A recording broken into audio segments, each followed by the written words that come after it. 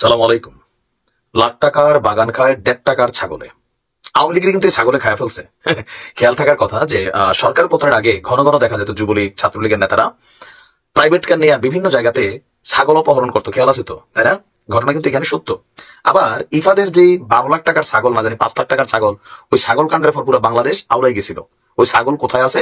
জাদুঘরে কিনা আমি জানি না, সংরক্ষণ করে রাখা উচিত। তবে বিএনপির ওই যে 1.5 টাকার ছাগল নামক যে কর্মীরা আছেন, এরা কিন্তু শিক্ষা নেয় নাই। তারা ভাবতেছে আওয়ামী লীগ চলে গেছে, মাঠ আমার, যা খুশি করবো। কিন্তু করতে করতে এমন এক ঘটনাই কইরা বসছে যে এই ঘটনাগুলো নিয়ে আমরা কথা না বললেই না। কপালে অনেক শনি আসবে। শনি শনি কারে বলে, কত প্রকার কি কি। আপনি ভাবতেছেন যে মানে এখন যা খুশি করবো, কেউ কিচ্ছু বলবে না। না ভাই, খিল যখন পড়বে একটাও মাটিত পড়বে না। আওয়ামী লীগের অনেকগুলো মাটিত পড়ছে, কিন্তু আপনাদের গুলো মাটিত পড়বে না। কত বড় দুঃসাহস, একজন সেনা সদস্যকে অপহরণ করে ফেলছে, ভাবা যায়? তাও একটা টেন্ডারবাজি নিয়ে। বরিশালের ঘটনা, বালু মহল ইজারার দরপত্র জমা দেওয়াকে কেন্দ্র করে একজন সেনা সদস্যকে অপহরণের পর আটক রেখে নির্যাতনের অভিযোগ উঠেছে বিএনপি এবং তার অঙ্গ সংগঠনের 20 জন নেতাকর্মীর বিরুদ্ধে। এই ঘটনায় অলরেডি মামলা হয়েছে এবং এই মামলায় বিএনপি ও এর অঙ্গ সংগঠনের 3 নেতাকর্মীকে অলরেডি গ্রেপ্তার করেছে পুলিশ। 25 মার্চ বিকেলে বরিশাল কোতোয়ালি মডেল থানায় একটি মামলা দায়ের করা হয়। মামলাটি দায়ের করেছেন চাঁদপুরের মত্তর থানার বাসিন্দা এবং ওই সেনা সদস্যের চাচা আব্দুল মতিন কাজী।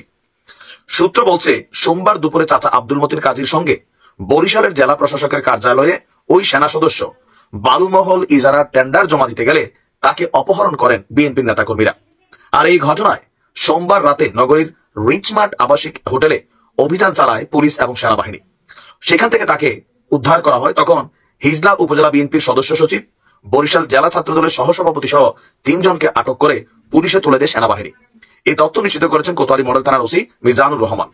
ওই ঘটনায় দায়ের হওয়া মামলায় 12 জনের নাম উল্লেখ করা হয়েছে, 8 জনকে অজ্ঞাত আসামি রাখা হয়েছে। ওসি বলছেন যে নগরীর লঞ্চঘাট এলাকায় বিআইডব্লিউটিসি ভবনে রিচমার্ট হোটেল থেকে আটক 3 জনকে মঙ্গলবার থানায় হস্তান্তর করেছে সেনাবাহিনী, আর বিচারক তাদের কারাগারে পাঠিয়েছেন। মানে একটু তো বুঝা শুনে খাইতে হয়, তাই না? খাবেন, ওই যে একজন বিএনপির নেতা বলছেন, আস্তে আস্তে খান, বেশি তাড়াতাড়ি খাইলে গলায় আটকাই যাবে।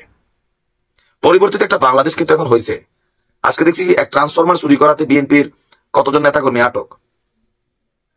এই হারে যদি খাওয়া শুরু করে দেন, ক্ষমতা তো এখন আসেন নাই, অনেক লম্বা একটা পথ পাড়ি দিতে হবে। জনাব তারেক রহমান প্রতিদিন কি বলে দেখেন না আপনারা? বোঝেন নাকি বোঝেন না? বোঝে না।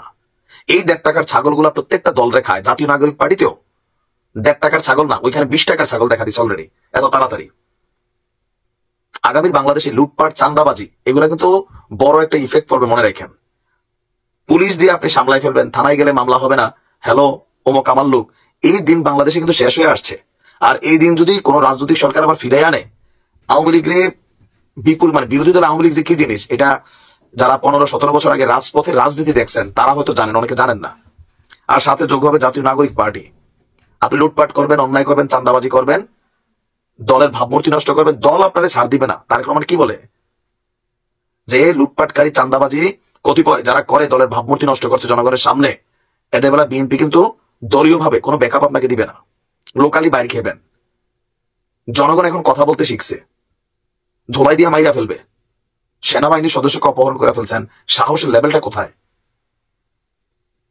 দেখা যাক বিএনপিটা নিয়ে তাদের দলীয় কি সিদ্ধান্ত নেয়। ভালো থাকুন।